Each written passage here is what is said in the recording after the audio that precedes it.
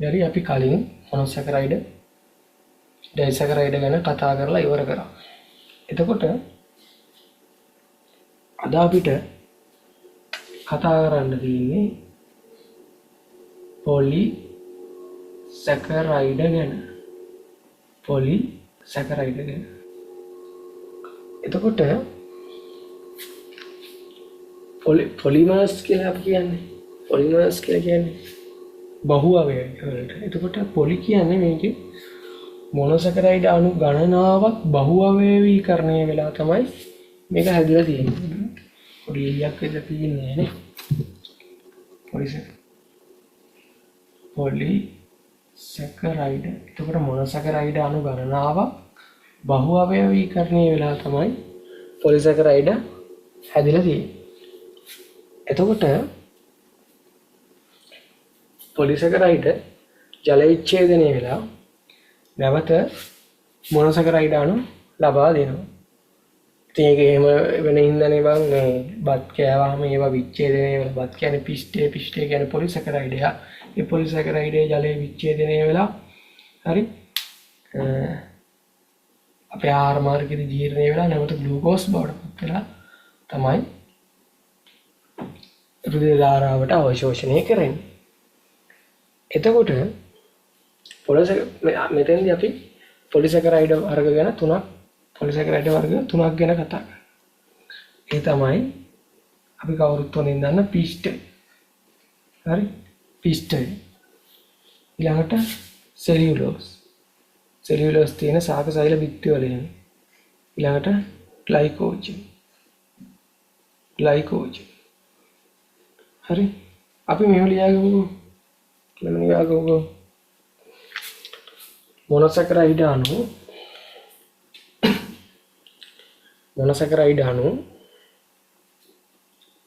මොනොසැකරයිඩ අණු රාශියක් බහු අවයවීකරණය වී මොනොසැකරයිඩ අණු රාශියක් බහු අවයවීකරණය වී පොලිසැකරයිඩ සෑදී.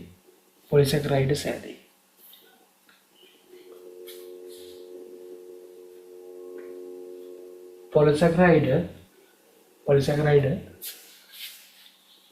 නැවත ජල විච්ඡේදනය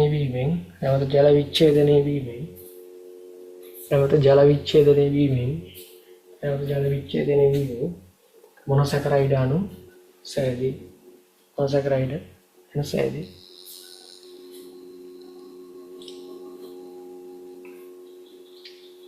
මෙහිදී අපි කතා කරන ලියන්නේ හරි ටික ලියන්න. මෙහිදී අපි කතා කරන පොලිසැකරයිඩ අණු වන පිෂ්ඨය කමද ලියන්නේ සෙලියුලෝස් ග්ලයිකෝජන් කමද ලියන්නේ පිෂ්ඨය සෙලියුලෝස් ග්ලයිකෝජන් වල තැනුම් ඒකකය ග්ලූකෝස් වද කියන්නේ මේ තුනේම තැනුම් ඒකකයි ග්ලූකෝස් වද ඒවා සංයෝජනය වී ඇති ආකාරය ඇලයිරක් ස්වභාවය වෙනස් බැවින්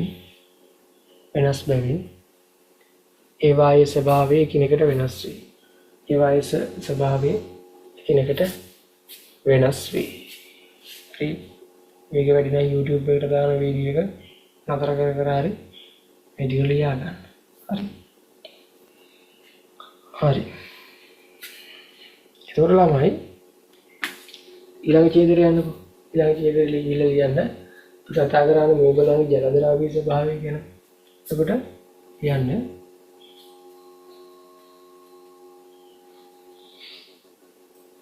L ජලයේ අද්‍රාව්‍ය වේ. L ජලයේ අද්‍රාව්‍ය. මධ්‍යකඩෝ L ජලයක් ද්‍රාව ගත්තේ. දැන් ගන්න පාම් පිටි කියන්නේ පොලිසැකරයිඩෙන් පිෂ්ඨයනේ. ඒතකොට L ජලයට දැම්මම දිය වෙනවද බලන්න. දිය වෙන්නේ ගුලි නිකන් අක්‍රමවත් විදියට තියෙනවා. විසම ජාතීය මිශ්‍රණයක් විදියට තියෙනවා. අධ්‍යක්ෂ විසම ජාති මිශ්‍රණයක් කිව්වේ. අපි කතා කරමු ඉස්සරහට. මේ හැම දෙයක්ම නැවත නැවත සාකච්ඡා කරන්න වෙනවා අපේ ඉදිරි පාඩම් වල. එහෙම තමයි විද්‍යාව. හැම පාඩමක්ම එකිනෙකට බැඳලා තියෙන්නේ. හරි. හරි කමන්නේ විසම ජාති කතන්දරය අමතක කරන්නකො. ඒකෝර ඇල් ජලයේ අද්‍රාවකයි. නමුත් උණු ජලයේ යම් තරමකට ද්‍රාව්‍ය වෙනවා. හරි. ඇල් ජලයේ කියනකොට ඇල් ජලයේ අද්‍රාව්‍ය වේ. උණු ජලයේ යම් තරමකට ද්‍රාව්‍ය වේ. හරි. උණු ජලයේ තමයි යම් තරමකට හෝ ද්‍රාව්‍ය වෙන්නේ ඇල් ජලයේ අද්‍රාව්‍ය. ඊළඟට ස්පටික රූපීමය නොවේ. ස්පටික රූපීමය නොවේ. ස්පටික රූපීමය නොවේ. ඒ වගේම පැනරාගුත් නැහැ. හරි. දැන් අපි මේ එකිනෙකක් ගැන ලියමු. දැන් දාගන්නකෝ පිස්ටේ කියලා. හරි. පිස්ටේ කියලා. පිස්ටය. පිස්ටේ දාගන්න. පිස්ටේ කියලා දාගන්න. දාගෙන සුපුරුදු පරිදි පවතින ස්ථාන කියලා දාගන්න. පවතින ස්ථාන. ඊට පස්සේ ලියා ගන්න අල බතල බත් මඤ්ඤොක්කා ඔය වගේ පිටිසහිත ආහාර තමයි. මඤ්ඤොක්කා ලියා ගන්න බෑ වගේ. හරි. කොස් දෙල් ඒ වගේ ලියන්න. ඊළඟට වැදගත් කරුණකට තේ තරු ලකුණක් දාලා ලියන්න.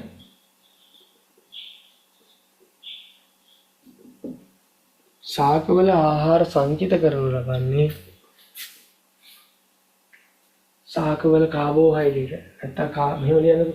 ශාකවල කාබෝහයිඩ්‍රේට් සංචිත කරනු ලබන්නේ ශාකවල කාබෝහයිඩ්‍රේට් සංචිත කරනු ලබන්නේ පිස්ටේ ලෙසයි. පිස්ටේ ලෙසයි. ශාකවල කාබෝහයිඩ්‍රේට් සංචිත කරන්නේ පිස්ටේ ලෙසයි. එහෙනම් අපිට ඊළඟ එකටත් ගියයි. අද ඊළඟ එක නම් සෙලියුලෝස්. ඊළඟ කෙනා කවුද? සෙලියුලෝස්. ඊළඟ කෙනා සෙලියුලෝස්.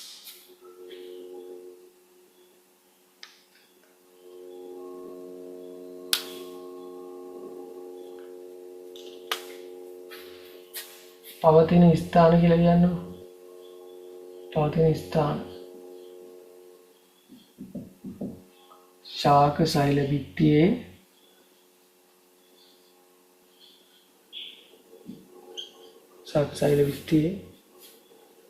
එකට ශාක තන්තු වල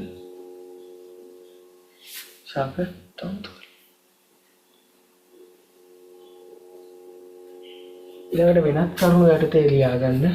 වෙනත් කරුණු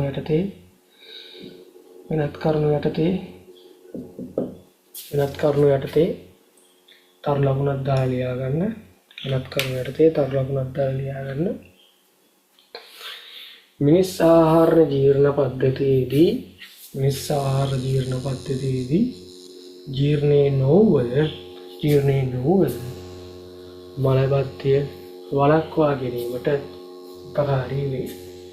මිනිස් ආහාර ජීර්ණ පද්ධතියේදී ජීර්ණේ නොවුවද මලබද්ධය වළක්වා ගැනීමට උපකාරී වේ. මේ ගැන අපි ආහාර ජීර්ණ පද්ධතිය යටතේදී මේ සෙලියුලෝස් එහෙම නැත්නම් තන්තු වල කාර්යභාරය තවදුර තුنين කතා කරමු. හරි. ඊළඟට අපි යමු ගල ග්ලයිකෝජන් වලට.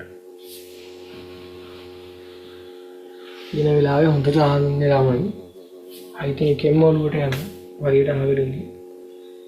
ග්ලයිකෝජන් නෝට් එකත් දාගන්න. කම්මැලි වෙන්න එපා අපතේ තියනවා කියලා. අතින් ලියන්න ඕනේ ඔලුවට යන්න. හරි. ඇහින් දැක්කොත් එක මාර්ගයක් ඔස්සේ ඔලුවට යන. අතින් ලිව්වොත් තව ස්නායු පද්ධතියක් ස්නායු ටිකක් කරා ඔලුවට යනවා. කියවුව කලිනුත් යනවා. ඒතකොට විදි 3කට යනවා. සුපිරියට මතක හිටිනවා. ඔය ලියන්න අනිවාර්යයි. හරි ලියන්න. ඊළඟට පවතින ස්ථාන ග්ලයිකෝජන් දාගන්න. පවතින ස්ථාන. හරි. පවතින ස්ථාන. හරි. පවතින ස්ථාන කියලා දාගන්න. පවතින ස්ථාන. සත්ව අක්මාවේ සහ පේශිවල. යන සත්ව අක්මාවේ හා සහ පේශිවල තමයි දැන් අපේ සිරුරේ හරි කාබෝහයිඩ්‍රේට් ආහාර අපි පිෂ්ඨ ආහාරය ගන්න ඕනේ. පිෂ්ඨ ආහාරයට ගත්තාම ඒවා රුධිරයට අවශෝෂණය කරන්නේ ග්ලූකෝස් විදිහට ජීර්ණය කරලා. ඒකෝර මේ ජීර්ණය කරපු රුධිර ධාරාවට ග්ලූකෝස් වැඩි වුණාම මොකද කරන්නේ? ඒ ග්ලූකෝස් ග්ලයිකෝජන් ලෙස සත්ව අක්මාවේ පේශි වල ගබඩා කරනවා. දැන් කෙනෙක් හිතනවා නම් එයා තෙල් ආහාර කන්නේ නැහැ. ලිපිඩ වේ ආහාර කන්නේ නැහැ. ඒකින්ද අවුලන්නේ මට කොලෙස්ටරෝල් මේ වගේ ප්‍රශ්නයක් ඉන්නේ නැති කියලා නෑ. එයා කාබෝහයිඩ්‍රේට් ගොඩක් කනවනම්. ඒ කාබෝහයිඩ්‍රේට් ටික මතක තියාගන්න තෙල් විදිහට තැම්පත් වෙනවා ඔය පේශිවල තැම්පත් වෙනවා. හරි. එතකොට දැන් මෙතන කතා කරන්නේ පොලිසකරයිඩ් ගන්න ග්ලයිකෝජන් ගැන. එතකොට ග්ලයිකෝජනුත් එහෙමයි. මොකද්ද මේ වැඩිපුර තියෙන ග්ලූකෝස් ටික තමයි සංචිත විදිහට ගබඩා කරලා තියෙන්නේ අක්මාවේ සහ පේශිවල. එතකොට විශේෂ ශක්තිය අවශ්‍යතාවයක් ආපු ගමන් ඒවා ග්ලූකෝස් විදිහට නැවත නිදහස් කරනවා. එයා වෙනත් කරුණු යටතේ ලියාගන්න වෙනත් කරුණු නැත්තම් වැදගත් කරුණු හෝ වෙනත් කරුණු කියලා දාලා මේ කරුණ ලියාගන්න. සතුන්ගේ සිරුර තුළ කාබෝහයිඩ්‍රේට් සංචිත කරන්නේ ග්ලයිකෝජන් ලෙසයි. ශාකවල නම් පිෂ්ඨය ලෙස, සතුන්ගේ නම් ග්ලයිකෝජන් ලෙස. හරි. ග්ලයිකෝජන් ලෙස. ඊළඟට අපි යමු කාබෝහයිඩ්‍රේට් වල තියෙන වැදගත්කමට. හරි. කාබෝහයිඩ්‍රේට් වල වැදගත්කම. කාබෝහයිඩ්‍රේට් වල වැදගත්කම. කාබෝහයිඩ්‍රේට් වල වැදගත්කම. හරි. දැන්ටමත් සාකච්ඡා වුණා වගේ තමයි. හරි. ශක්ති ප්‍රභවයක් ලෙස අංකික දාලා ලියාගන්න ශක්ති ප්‍රභවයක් ලෙස. ශක්ති ප්‍රභවයක් ලෙස. ශක්ති ප්‍රභවයක් ලෙස. එතකොට ළමයි මේ ග්ලූකෝස් මේ කාබෝහයිඩ්‍රේට් මගින් කිලෝජූල් 17ක පමණ ශක්තියක් අපිට ලබා ගන්න පුළුවන් මේවා දහනය කරලා ග්ලූකෝස් දහනය කරලා. එතකොට ජීවීන්ගේ ක්‍රියාකාරකම් සඳහා ශක්තිය ලබා ගන්න ප්‍රධාන ප්‍රභවයේ විදිහට මේ කාබෝහයිඩ්‍රේට් ක්‍රියා කරනවා. ඒක ශක්ති ප්‍රභවයක් ලෙස ක්‍රියා කරනවා. මේ දන්න ග්ලූකෝස් තමයි ප්‍රධාන ශක්ති ප්‍රභවය ලෙස ක්‍රියා කරේ. හරි.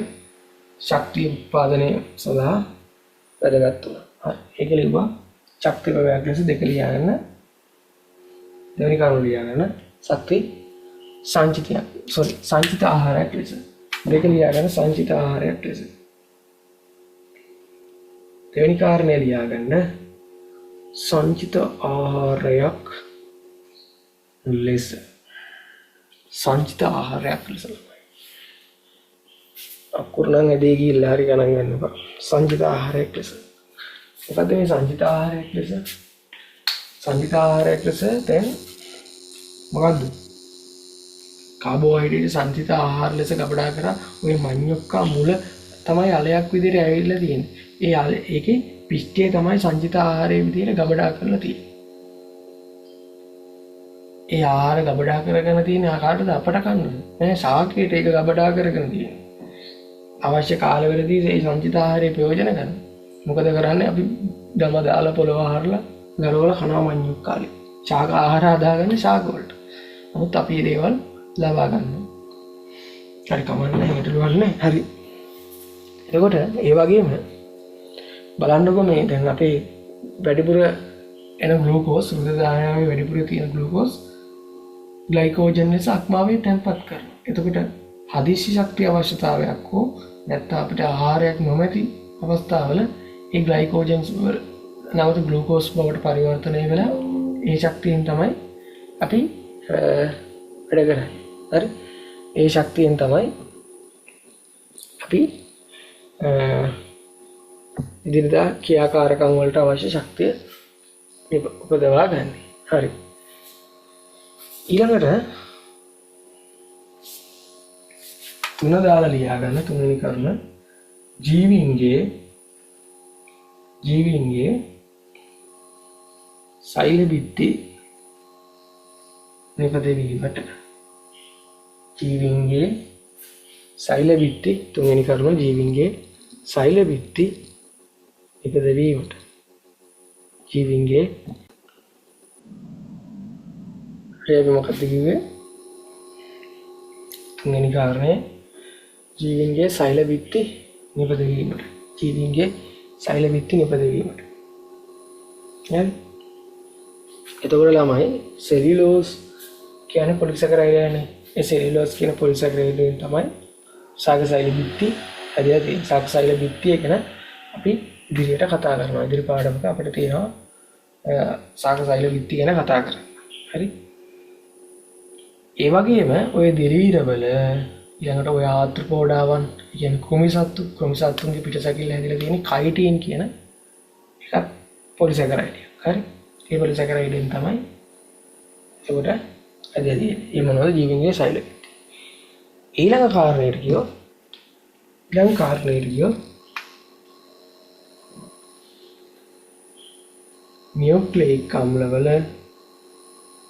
නියුක්ලියික් අම්ලවල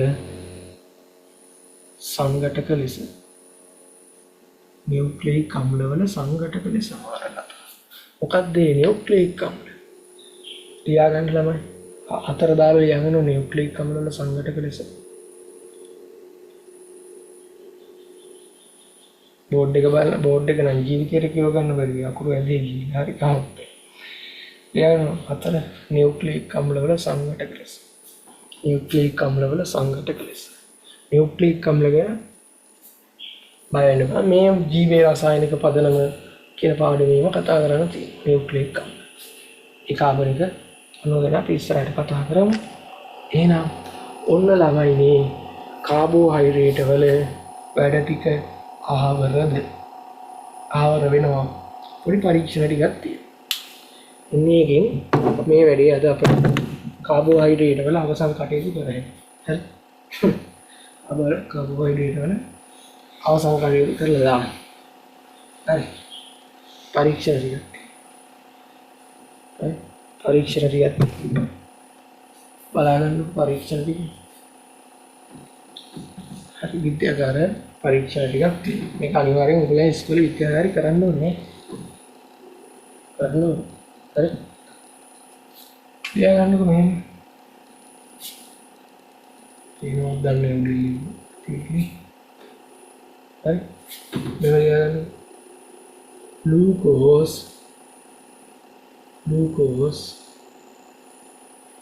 ග්ලූකෝස් හඳුනාගන්නේ විද්‍යාගාර ග්ලූකෝස් හඳුනාගන්නේ විද්‍යාගාර අයියෝ ඉන්නේ කවුරුද අයියටි මොකද ලියන්නද ග්ලූකෝස්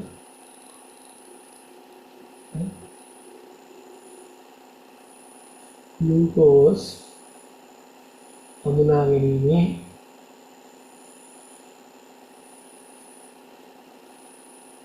විද්‍යාගාර පරීක්ෂාව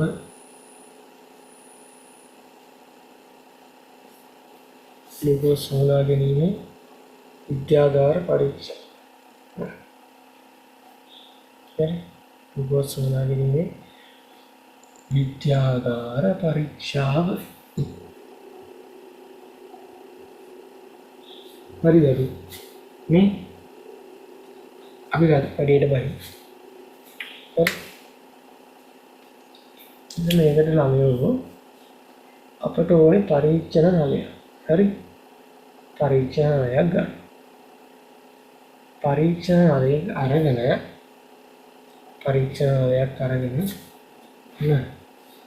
ගැටලුව ආවා ලයිට් එළියම්. පරීක්ෂණ නලය අපි ගන්න. හරි. පරීක්ෂණ නලයක් අපි ගන්න. පරීක්ෂණ නලයක් අරගෙන ඒකට අපි ග්ලූකෝස් ද්‍රාවණය මිලිලීටර් 2ක් විතර දානවා. ග්ලූකෝස් දානවා මිලිලීටර් 2ක්. හරිද? එතකොට ග්ලූකෝස් හඳුනා ගන්න දාන ප්‍රතිකාරකයට අපි කියනවා බෙනඩික්ට් කියලා. අපි බෙනඩික්ට් ද්‍රාවණයනොත් මිලිලීටර් 2ක් විතර දාගන්නවා. මේ ග්ලූකෝස් වලින් මිලිලීටර් 2ක් දාගන්නවා. බෙනඩික්ට් වලින් මිලිලීටර් 2ක් විතර දාගන්නවා. ඊට පස්සේ අපි මේක රත් කරනවා. රත් කරනකොට අතින් අල්ලලා නෙමෙයි රත් කරන්නේ. දෙහි අණුවකින් රත් කර. අල්ලලා තමයි මේ වැඩේ කරන්නේ. හරි. එතකොට මේක නිකාම්ම ගිහිල්ලා දැන් අපි රත් කරන්න පාවිච්චි කරන්නේ බන්සන් 1000 කිය. එහෙම නැත්නම් ස්ප්‍රිතු ලාම්පුව. ස්ප්‍රිතු ලාම්පුව කුප්පිය. හරි. එතකොට බන්සන් 1000කට තියෙන LP ගෑස් එකක් හරි ජීව වායු සැපයුමක් හරි දාලා තියෙන්නේ. ස්ප්‍රිතු ලාම්පුවේ තියෙන්නේ අර ස්ප්‍රිට් එකක් දාලා තියෙන්නේ. ඒක පත්තු කරන්න තමයි තියෙන්නේ. ස්ප්‍රිට් එකක් තියෙනවා. ඒකට මේ පාන්තිර දැල්ලක් වගේ එකක් දාලා පාන්තිර දැල්ල පත්තු කරාම ස්ප්‍රිට් එකෙන් ඒක දැවෙනවා. ඒකට ඕනම එකක් පාවිච්චි කරන්න පුළුවන්. බන්සන් 1000 වඩාත් හොඳයි. හරි. දැල්ල අඩු වැඩි කරන්නත් පුළුවන්. අපි කෙලින්ම මේක දැල්ලට අල්ලන්නේ නැහැ. ඒකට හේතුව තමයි මේ හේතු නම් මාර වැදගත්. මොකද ඔයගොල්ලන්ට ව්‍යුහගත රචනා කොටසක් තියෙනවනේ. ඒ ව්‍යුහගත රචනා කොටස හේතු වහන. ඇයි මෙහෙම කළේ? දැන් මොකද්ද අහන්න යන ප්‍රශ්නේ? දැන් අපි මේක කෙලින්ම දැල්ලට අල්ලන්නේ නැහැ. ඇයි? මේක තියෙන වීදුරුනේ. වීදුරු අපි කියනවා තාපය හොඳින් ගමන් කරන්නේ නැහැ වීදුරුව. එතකොට ඒකාකාරව මේ ද්‍රාවණයට තාපය දෙන්න බෑ. මේ අපි මේ පරීක්ෂණය කරනකොට අපිට තාපය දෙන්න වෙනවා. ඒක නිකම්ම මේ දැල්ලට මේ අල්ලලා හරියන්නේ මේ පරීක්ෂණාලය ගොඩදුරට පරීක්ෂණ මේකට ගන්න කැකෑරුම් නලය.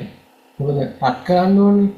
කැකෑරුම් නල මේ කකාරනවා කියන්නේ ඒකෙන්ම තේරෙනවානේ රත් කරනවානේ රත් වීමට වරුත් දෙනවා කැකෑරුම් නල. ඒතර කැකෑරුම් නලයක් ගන්න බහලන්න ඕනේ ජල තාපකේ. ඇයි ඒ? අද මං කිව්වේ මේ වීදුරුනේ තියෙන වීදුරු වලින් හොඳට තාපය ගමන් කරවන්න බෑ. යාමයා ජල තාපයක එක බැස්සුවොත් මේ කැකෑරුම් නලේ මේ ද්‍රාවණයට හොඳට තාපය ගන්නවා. ජලය හොඳට ඒකාකාරීව රත් වෙනවානේ. හරි. ඒකට ජලයේ මේ ජල බීකරය අපි තෙපාවක් උඩ තමයි තියන්නේ. ට්‍රයිපෝඩ් එකක් උඩ. තෙපාවකට කකුල් තුනක් තියෙනවා මට ඒක පෙන්වන්න බෑ. ඒකට මේ අපි ඒක දැන් බන්සන් 1000කයකට නැත්නම් ස්පීඩ් ලාම්ප් කුප්පියකට සෙට් කරලා මේ දැල්ල අල්ලන්න. හරි. ඉතින් මේ ටික නම් කරගන්න. මේ තියෙන්නේ කැකෑරුම් නලය. කැකෑරුම් නලය. හරි. මේ තියෙන්නේ කැකෑරුම් නලය. මේ තියෙන්නේ දෙහි අණු.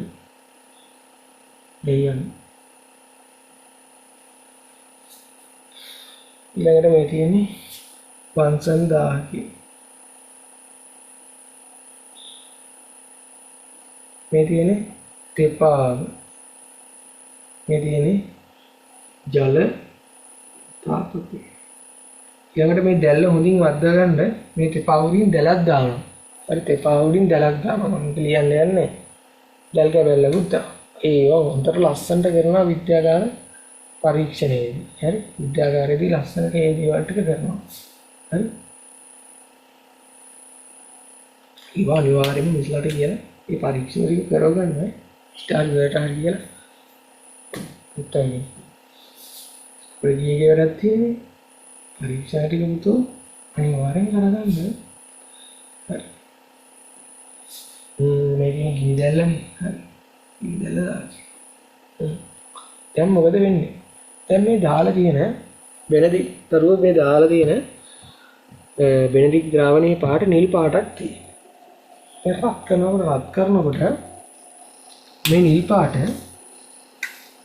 රත් කරනකොට නිල් පාට කොළ පාට වෙනවා. හරි කොළ පාට වෙනවා. හරි නිල් කොළ වෙනවා. තව ටිකක් වෙලා බලාගෙන යනකොට කොළ පාට කොළ පැහැයට උරු කහ පාටක් අපි කියන කොළ කහ ඊළඟට තව ටිකක් රත් කරගෙන යනකොට තැඹිලි වෙනවා. මම ආයෙත් ඇයි මේ ජල තාපකය ගත්තේ? උදින් තාපය මේ පද්ධතියට ලබා දෙන්න. හරි. උදින් තාපය විසිරුවා මේ පද්ධතිය පුරාම විසිරලා හරින්න. හරි. මොකදකට මේ පේපර් කරනකොට ලස්සනට ඉලියන. හරි. පේපර් කරනවානේ. ලස්සන ලියන්න කොහොමද කියලා යාර පොයින්ට් එකට ලකුණු ගන්නවා කියලා. ඊළඟ තැඹිලි පාට තව ටිකක් රත් කරගෙන යනකොට ගඩොල් රතු පැහැයට එනවා. ඔන්න ඔක තමයි අපට ඕන පාට. ඔන්න ග්ලූකෝස් තියෙන බව හඟවන පරීක්ෂණය බෙනඩික් දාලා රත් කරාම ගඩොල් රතු පාටක් එනවා. එතකොට ඒ අතරමැදි පාටවල් ටිකක් තියෙනවා. ඒ පාට ටිකක් මතක තියාගන්න මොකද අහන්න පුළුවන්. නිල් කොළ කහ තැඹිලි ගඩොල් රතු පාට. හරි ගඩොල් රතු ඇත්තම කිව්වොත් අවක්ෂේපයක්. ඒ කියන්නේ තැම්පත් වෙලා වගේ තමයි වෙන්නේ. ගඩොල් රතු අවක්ෂේපයක් තමයි ලැබෙන්නේ. මේ රූපේ දාගන්න හරි තමයි මේ රූපේ දාගන්න පොඩ්ඩක් අපහැදිලි ගතියක් තියෙනවා මේ තියෙන්නේ පරීක්ෂණ ගාලය. ඒකට මේක අල්ලගෙන ඉන්න ඩෙලි අඩුව මේ තියෙන ජල තාපකේ ජලය දාපු බීකරේ හරි ජල තාපකේ මේ තියෙන්නේ තෙපාව ඊටසේ බන්සන් 1000 ඊව දන්නවනේ උපකරණ මට වඩා ලස්සනට අනින්න පුළුවන්. මොකද ඒක ඇඳගෙන නම් කරේ. ඇඳගෙන නම් කරේ. හරි? ඇඳගෙන නම් කරේ. පරීක්ෂණ නලයක් අර ගන්නේ නැතුව කැෂරුම් නලයක් ගන්න මේක. තාපයට වරුත්තු දෙන නිසා. නමුත් පරීක්ෂණ නලයකුත් ගන්න පුළුවන් අර ජල තාපකයේ ඔස්සේ මේ අපි මේ තාපය ලබා දෙන්නේ. ජල තාපකයේ ඔස්සේ ඒ ගානට ඒ නිශ්චිත මට්ටමකින් තාපය ලබා දෙනවා. හරි? කැපෑරුම් නලයක් ගත්තොත් ගන්නෑ. පරීක්ෂණ නලයක් ගත්තොත් ගන්නෑ. අර අපි ඍජුවම දැල්ලට ඇල්ලුවොත් අනිවාර්යෙන් කැපෑරුම් නලය තමයි ගන්න ඕනේ. හරි? මේ පරීක්ෂණ නලයක් ගැටලුවක් නෑ. ඉතින් පරීක්ෂණ නලය කියලා ලියාගත්ත. පරීක්ෂණ නලය කියලා ලියාගන්න. මොකද ජල තාපකයක බහාලනේ ඉන්න. පරීක්ෂණ ඒකාකාරීව තාපය ලැබෙනවා. අර වැඩි එක තැනක් විතරක් රත් වෙන්නේ. එක තැනක් විතරක් රත් වුණොත් පරීක්ෂණ නලයක නම් පුපුරලා යනවනේ.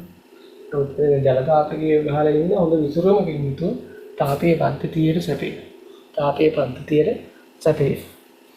දැන් ළමයි ලියන්න මේක ලිව්වා රූපේ දාගත්තා ලියන්න පරීක්ෂණ නලයකට තර පළවෙනි අංක එක දාලා ලියන්න. පරීක්ෂණ නලයකට ග්ලූකෝස් දාවන මිලිලීටර් 2ක් පමණ ගන්න. පරීක්ෂණ නලයකට ග්ලූකෝස් දාවන මිලිලීටර් 2ක් පමණ ගන්න. පරීක්ෂණ නලයකට ග්ලූකෝස් දාවන මිලිලීටර් 2ක් පමණ ගන්න. ඊට දෙවෙනි කරුණ විදිහට ලියන්න. එයට බෙනඩික් ද්‍රාවණයෙන් මේ බෙනඩික් නිල් පාටයිනේ බෙනඩික් ද්‍රාවණයෙන් මිලිලීටර් 2ක් පමණ එකතු කරනවා. ඊට තුන්වෙනි කරුණ ලියන්න.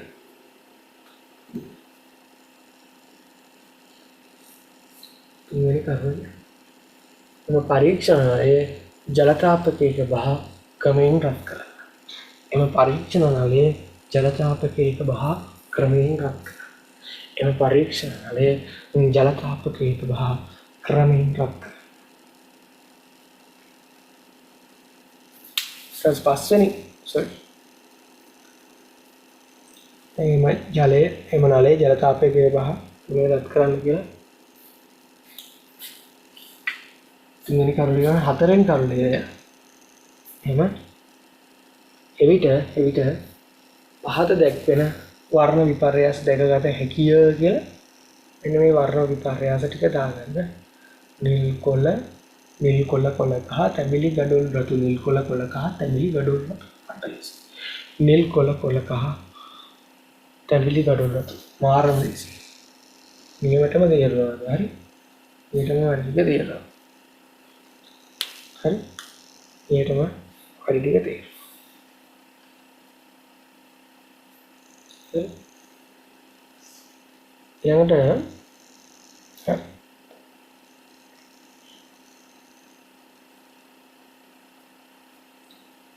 ඊළඟට අපිට තව පරීක්ෂණ දෙකක් තියෙනවා ළමයි. පෘෂ්ඨය හඳුනා ගන්නයි සුක්‍රෝස් හඳුනා ගන්නයි. හරි. පෘෂ්ඨය හඳුනා ගන්නයි සුක්‍රෝස් දාණය හඳුනා ගන්න. එතකොට මම ඊට මෙතෙන්දි කතා කරන්නේ නැහැ. ඒක මම ඊළඟ වීඩියෝ එකකින්දී ඕගොල්ලොත් එක්ක කතා කරන්න බලාපොරොත්තු වෙනවා. එහෙනම් ඊළඟ වීඩියෝ එකේ අපි හම්බ වෙමු.